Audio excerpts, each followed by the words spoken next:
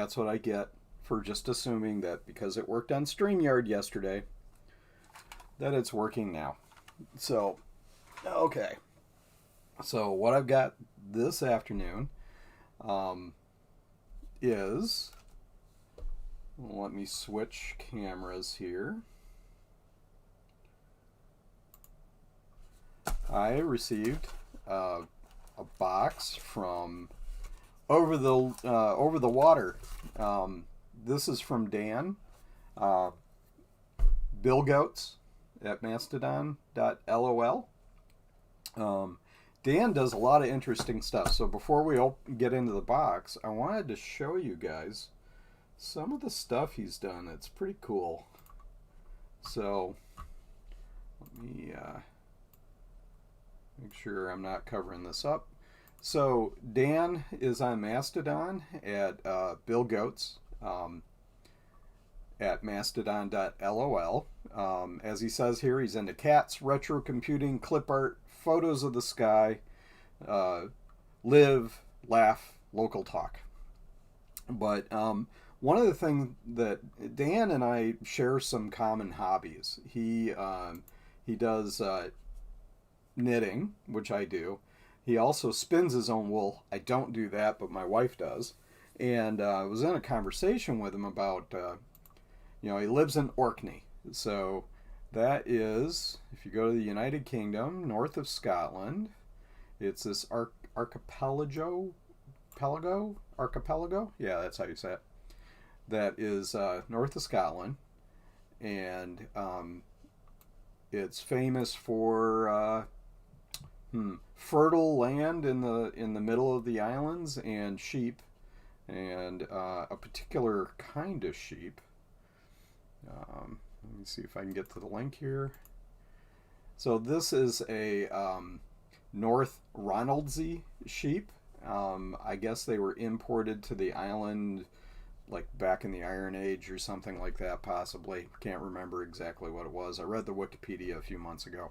But anyway, they live off of the seaweed and kelp that washes up on shore. They would eat all of the crops if they didn't fence them out. So that's kind of the double-edged sword of having sheep like that on an island. But Dan does this wonderful knitting, and he's got a series of knit articles he's made where he's done Susan Kerr's icons and some of the Picasso style art for the apple. So I think it's really awesome that he's got this stuff. Here's some of the wool from that breed of sheep that he spun up.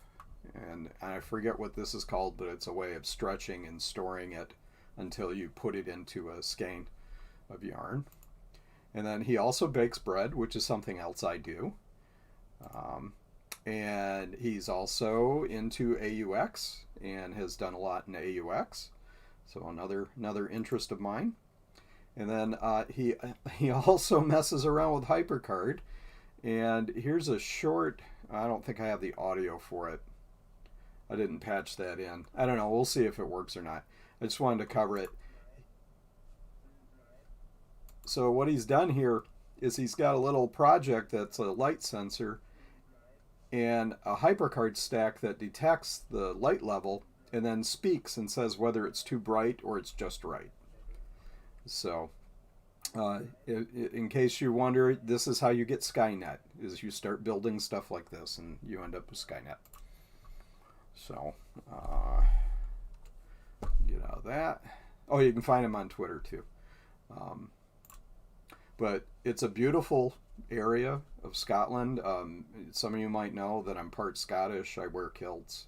So, this is really intriguing to me. My heritage is from the Isle of Skye, which is southwest of there, but still, this is a beautiful country. And he also likes to do some photography. So what else did I want to show you about it?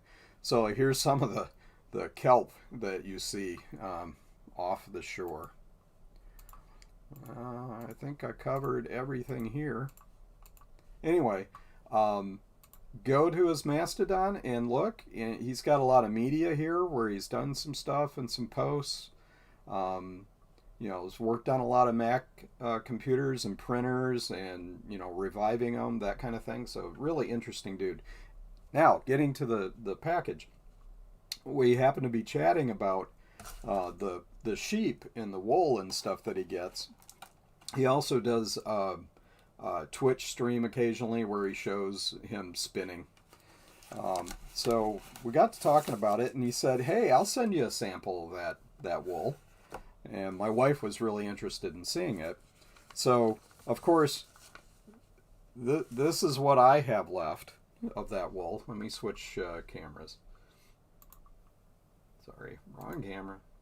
Let's try this again. Okay, so this is a little sample of the wool that he sent in this package. My wife has already grabbed it. She has it. It's hers. I'm never going to see it again. So anyway, but it's got a very short, a fairly short fiber.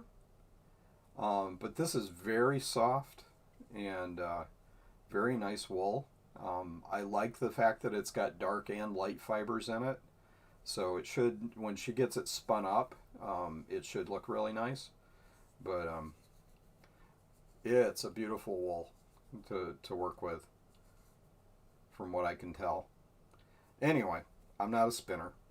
So there's that. This is what's left of what was stuffed in the box, and I had to tear this off of the end of the piece while she wasn't looking so I could have it. Nah, I'm just kidding. She'll let me have it. Dan also included some nice, some stickers that say "Try me on salad." I don't know what that's about, but that's cool. But he also sent me Claris the dog cow transfers for T-shirts. So this is pretty cool. So you could transfer these to a T-shirt or a cloth or something. And a nice note, obviously printed on an original printer that has the directions for how to do it. And he was kind enough to put the temperatures in both centigrade and Fahrenheit. So that's cool. And then he sent a note and a sample of the wool made into yarn. And he's got a wax stamp he uses to attach it to the note. My wife saw that and she went, "That's a great idea.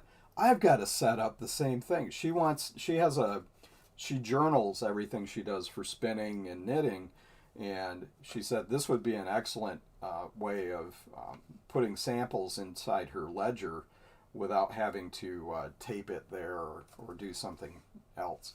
But anyway, I wanted to thank Dan.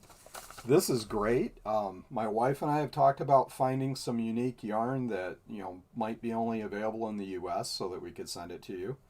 Of course, all the breeds of sheep that are in the U.S. came from Europe originally. But we thought we'd look to see if we could find something you might not, that Dan might not have available to him, and then we'll ship a package back to him. I'm going to grab from let me raise this up. I'm going to take a bunch of the extra stickers that I've collected from everybody, and put it in a box and send it to Dan so he's got a sample of everybody's stickers, at least the ones I've got duplicates of. And then also some wool, and send that to Dan too. And I really appreciate him going to the trouble to send this. I mean, it's not inexpensive sending packages from the UK, obviously. And he just said, "Yeah, I could send you something. I'll send you a sample." So again, let's switch cameras again. So I want to thank you, Dan. This is a great little package of stuff, and my wife's really going to enjoy that yarn. She has a couple of spinning groups that she's in, and somebody on YouTube that she follows that has a huge number of followers. And the YouTube person said that she's never had an opportunity to use that wool, so she'd like to know more about it. and her spinning group really wants to see a sample. So, we might have to make arrangements for me to purchase some and have you ship it to me or something, or I'll figure out some supplier for it. But thanks again. That's really all I had today. I am going to work on the next HyperCard video. I've got the script all worked out with the slides and everything in HyperCard, so the stack's ready to go for that. I just need to record the raw footage and then edit it. So that's what I plan on doing today. And I'll, if I keep up the pace I'm at, it'll be about 10 years before I finish those videos. But hey, whatever. It's all good. Let's look and see if we got anybody in the chat. So we got Garth Beagle. Hi. And he's the only one that's commented. It looks like we've got 4 viewers. So Garth, thank you for opening up 4 separate IP addresses in Windows so that I get more viewers. I appreciate that. Just joking. I'm sure there's other people there, they just haven't chatted. So I want to thank everybody for showing up. Please watch Dave's stream tomorrow. See if I can find the information on that. I should have probably had that queued up.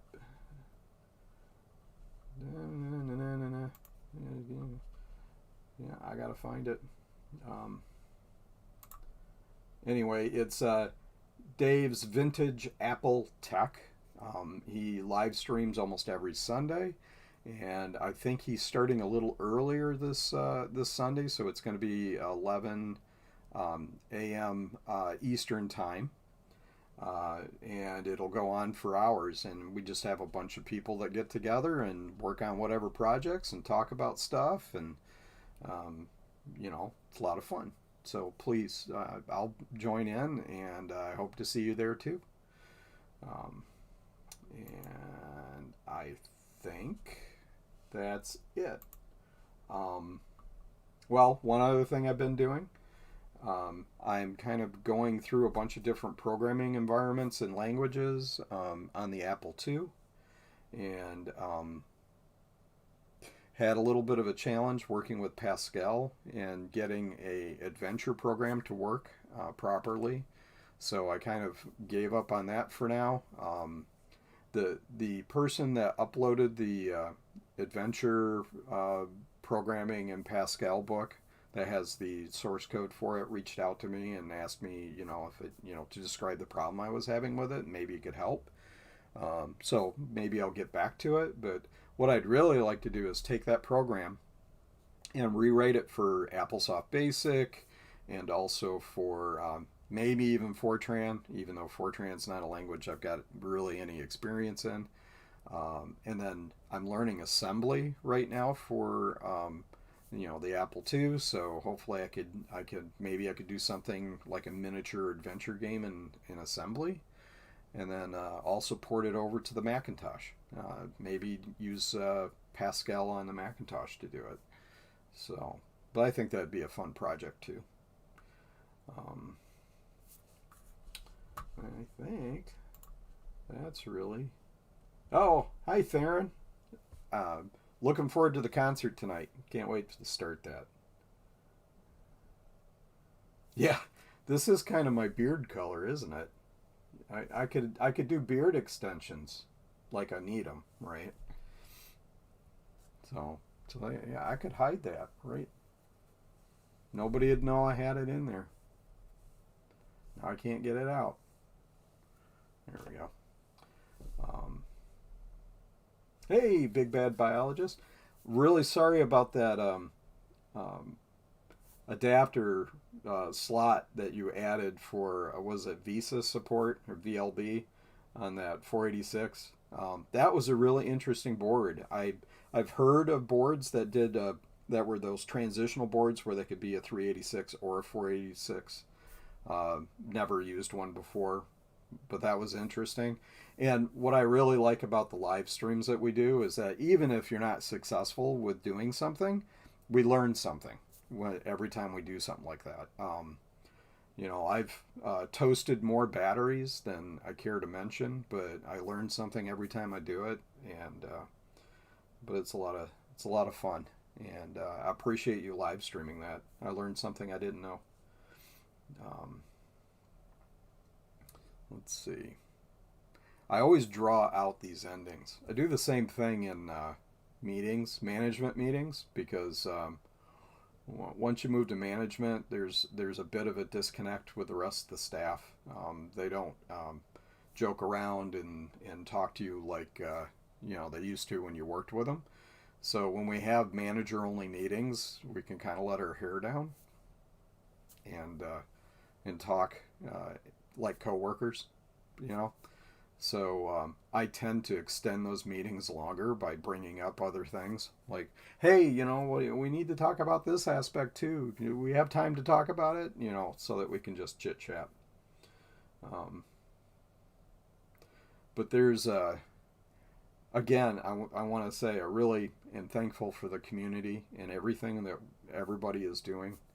Um, yeah, because you know, I've had several hobbies, but this is the first hobby that I've had where I feel like I'm part of a group that actually supports and works with each other, and it's not just, you know, individuals doing the same thing.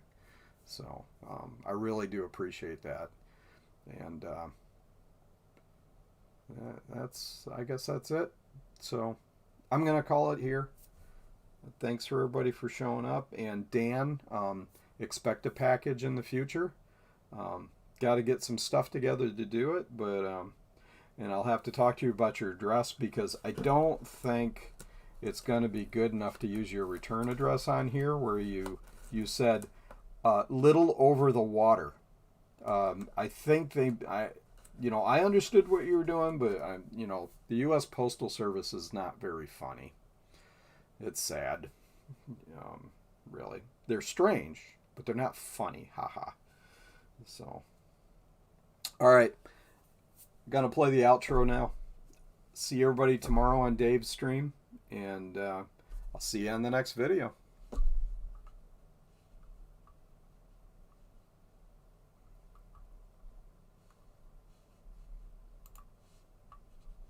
I've forgotten how to OBS. Here we go. Bye.